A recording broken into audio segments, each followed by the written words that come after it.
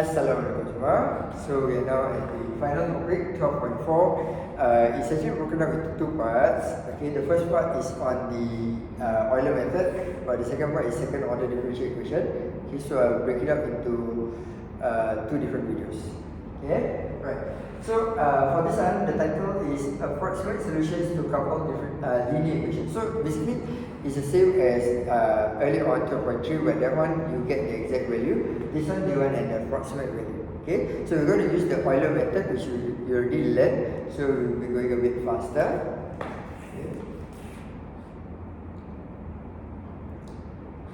Okay, so for Euler method, if you still remember, it's something like this.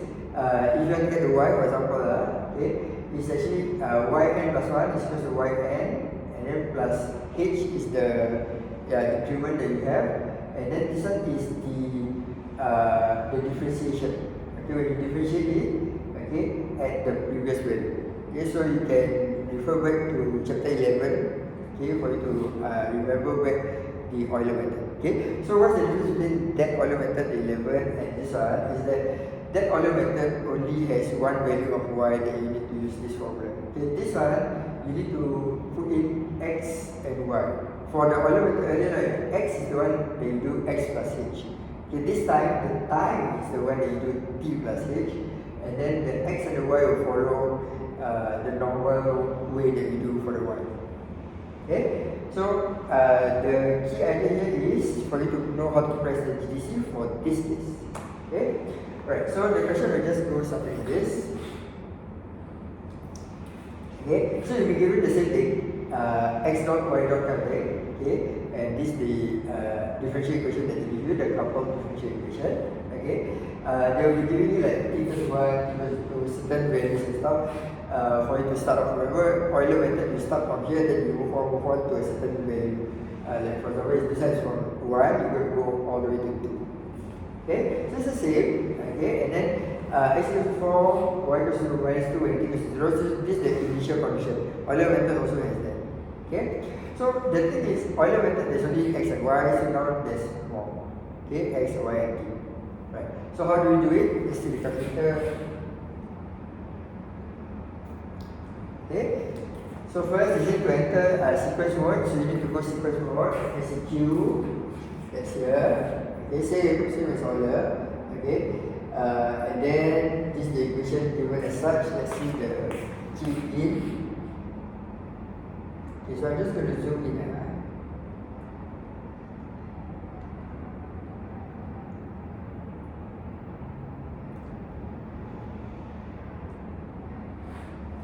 Okay, so for the first one, u is your, in this case is your x. Okay. Whereas the v is your y. Okay. And w is taken to be your t. Okay. I've actually asked my previous students to play around.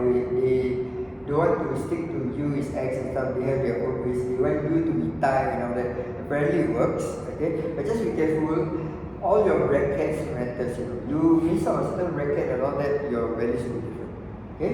So for you to practice this, you need to deal with one question, and then after that, see whether you and all your other friends, right, okay, actually can get the same answer.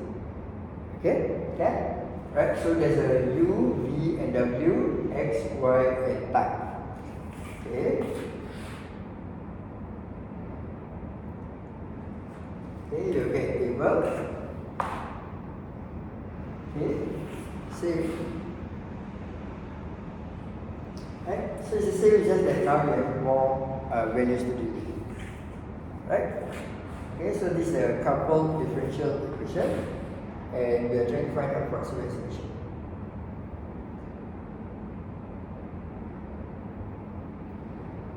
Okay. Alright, so this portion, I'll put it, okay, we can do it now. So basically this portion is actually an example of how you use this differential equation. Okay, so you have already learned how to solve it exactly. You also learned how to solve it approximately. Okay, so this is a question that deals with it. So basically the question goes like this, you have a population X, okay, of size x increases. So basically you have a population of animals, for instance, okay, and then they increase at a steady rate. So the dx dt, right, is just going to be like that, ax. Okay, so this particular animal, you put it here, they keep increasing. Okay, increasing at a steady rate. Okay, just keep.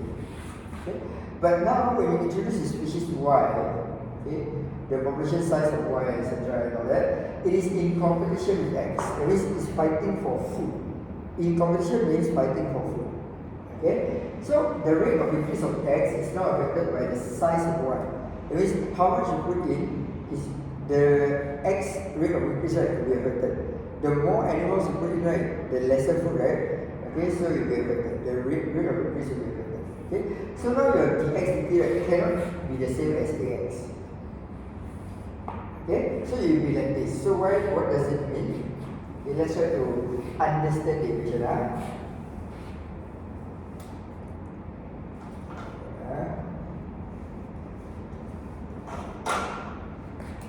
Okay, so initially it's that dx dt equals to ax. Okay, so why did it change to this?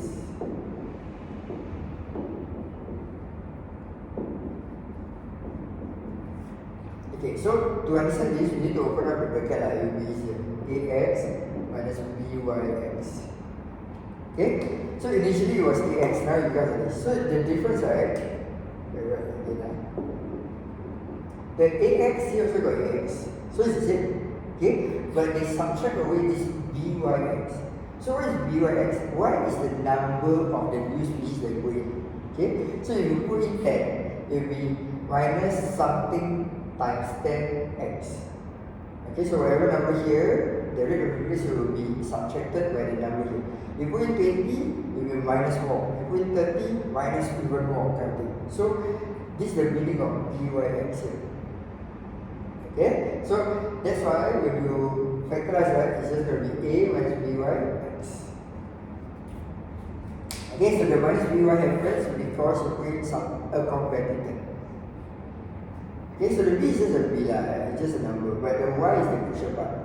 Okay, the y will decide how much this rate of increase will go down. Okay? Okay?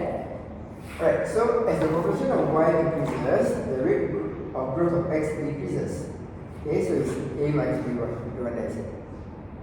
Okay, so if it's competing, we say, if y is competing with x for the same resources, then the equation for the growth of y is, okay, kalau for this one, right, dx dt is like this, right? Okay, so you want to make dy dt, the pattern should be the same lah. Okay, they just change the letters only. So instead of using a, we use c, instead of using b, we use d. But the thing is, the value here, the x will change to y lah, because this one is dx dt, right? So it's against x. This one is dy dt, so you compare with y lah. But the thing is, this one is a minus by because y is affecting it. Y is affecting the x. This one is c minus dx. Now why dx is because x is affecting the y. Okay, you solve it. Okay, because they cancel each other, they disturb each other. So initially it was just y, but because x disturbs it, it will be c minus dx. Okay, so take that. So if it's competitor, okay, a minus byx, c minus dxy. Okay? Okay, now comes this one. However, if species y is a predator or predator, okay, so if it's a predator, it's a different story. Okay, so let's just focus on that here. We're going to stop there. Okay, so if it's a predator here, okay, the species x is the prey, then the equation like this might be more appropriate. Okay, so predator. Okay, so for the okay, let's do the prey part. Okay, not the prey solar, it's the prey prey. Okay, so if we use this thing, it is still considered prey because you see, when you introduce a predator, right? Okay, the rate of increase of x will still be dependent on the Y. If we more predator, it will decrease. So this one is still okay. Okay? But what happens to the predator one? Okay? Okay, so now initially we thought the predator is just going to be let's see, it's just going to be D1. Okay, so let's take a look. The difference here is that they say that if this is predator, this will be the rate of increase for predator. Okay, so let's open up the bracket. CXY minus DY. Okay, so for predator, right? Okay, when you introduce an X, this one is Y is the predator, Y is the predator, X is the prey. Okay, so you introduce more prey. When you introduce more prey, right? Okay, the prey, right? You introduce 10, you masukkan kat sini, it will be 10 times of this minus the dy. Okay, you introduce 20 times of this minus the, it will be more.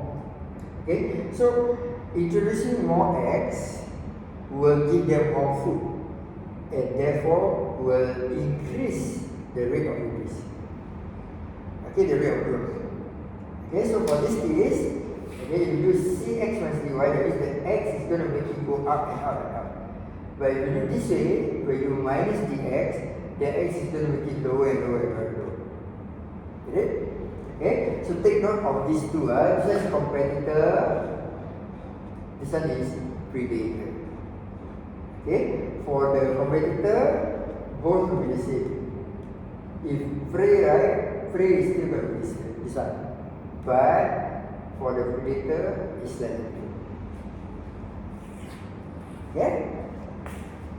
Alright, so for this one, right, for you to be good at it, you need to do some practice first, okay, and play around. There's, I think, 2 questions, three questions for you to try out, okay, and play with it. Okay, you need to understand whether it's a competitor question or a predator question. Okay, okay. Right, so that's this part, and then we move on to one last part after this. Okay, akhir soal. Assalamualaikum.